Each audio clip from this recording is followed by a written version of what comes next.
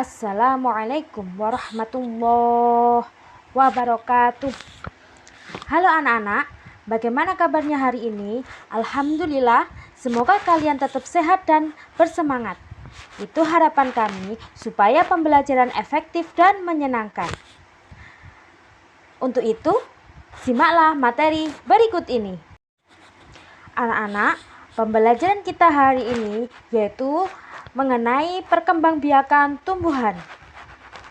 Perkembangbiakan tumbuhan itu dibagi menjadi dua, yaitu generatif dan vegetatif. Untuk itu, simaklah materi mengenai perkembangbiakan tumbuhan.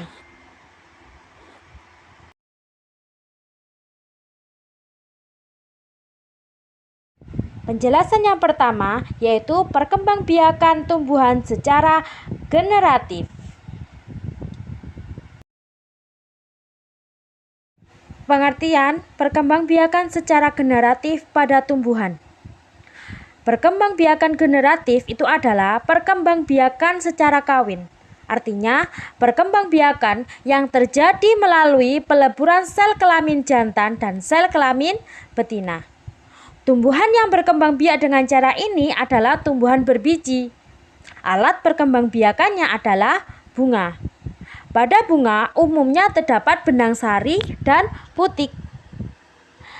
Benang sari itu adalah sel kelamin jantan, sedangkan putik itu adalah sel kelamin betina. Biji ini dihasilkan setelah terjadi penyerbukan pada bunga. Selanjutnya, Bu Ika akan menerangkan mengenai penyerbukan. Penyerbukan adalah peristiwa jatuhnya serbuk sari ke kepala putik.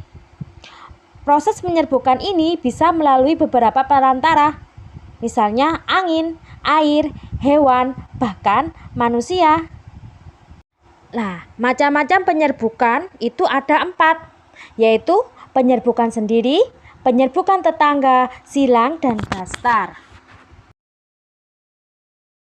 A. Penyerbukan sendiri, yaitu serbuk sari jatuh di kepala putik pada bunga yang sama. Selanjutnya, penyerbukan tetangga. Penyerbukan tetangga yaitu serbuk sari jatuh di kepala putik pada bunga yang berbeda tapi dalam satu pohon. Selanjutnya, penyerbukan silang, yaitu serbuk sari jatuh di kepala putik pada bunga lain yang sejenis tetapi berbeda tumbuhan. Selanjutnya, penyerbukan bastar, yaitu serbuk sari jatuh di kepala putik bunga lain dari tumbuhan yang berbeda jenis. Selanjutnya adalah bagian-bagian bunga.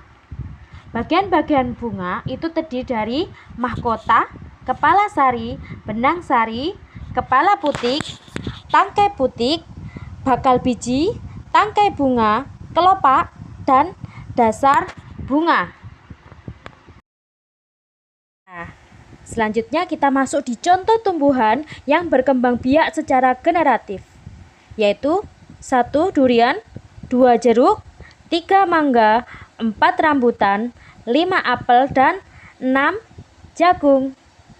Anak-anak, tadi itu adalah penjelasan mengenai perkembangbiakan secara generatif. Selanjutnya adalah perkembangbiakan tumbuhan secara vegetatif. Perkembangbiakan tumbuhan secara vegetatif adalah perkembangbiakan secara tidak kawin. Artinya, perkembangbiakan vegetatif terjadi tanpa adanya peleburan antara sel kelamin jantan dan sel kelamin betina.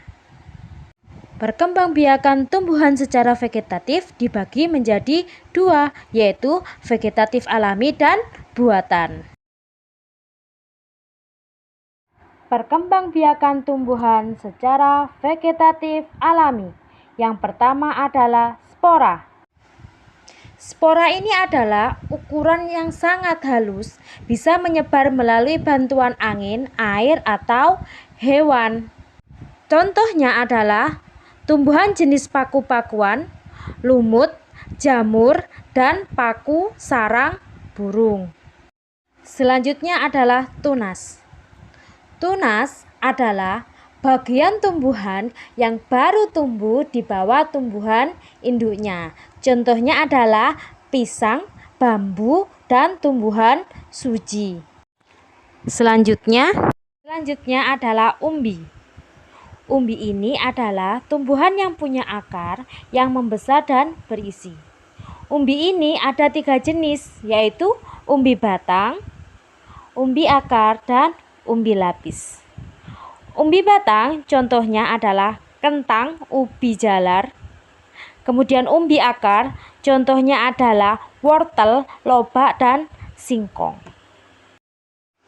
Kemudian contoh dari umbi lapis yaitu bawang merah, bawang putih, dan bawang bombay. Selanjutnya adalah rizoma atau yang disebut dengan akar tinggal atau yang disebut dengan rimpang. Rizoma atau yang disebut akar tinggal atau yang disebut dengan rimpang itu sama atau mirip seperti umbi. Bedanya ini merupakan batang yang menjalar yang terdapat di bawah tanah, berbentuk seperti akar dan berbuku-buku. Contohnya jahe, kunyit, dan lengkuas. Selanjutnya geragi atau stolon. Geragi atau stolon adalah batang yang tumbuh menjalar di atas permukaan tanah. Contohnya adalah stroberi dan rumput teki. Nah, selanjutnya adalah perkembangbiakan vegetatif buatan. Yang pertama adalah cangkok. Untuk tumbuhan yang bisa dicangkok itu adalah rambutan, mangga, dan jambu air. Yang kedua adalah stek batang. Contohnya yaitu yang bisa adalah singkong dan bunga sepatu. Selanjutnya stek daun. Contohnya begonia dan cocor bebek.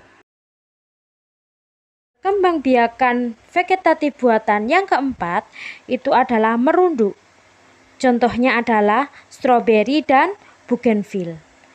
Kemudian menempel atau ovulasi. Contohnya adalah jeruk, durian, dan rambutan. Alhamdulillah, demikian penjelasan hari ini. Saya sampaikan terima kasih dan tetap semangat pada anak-anakku.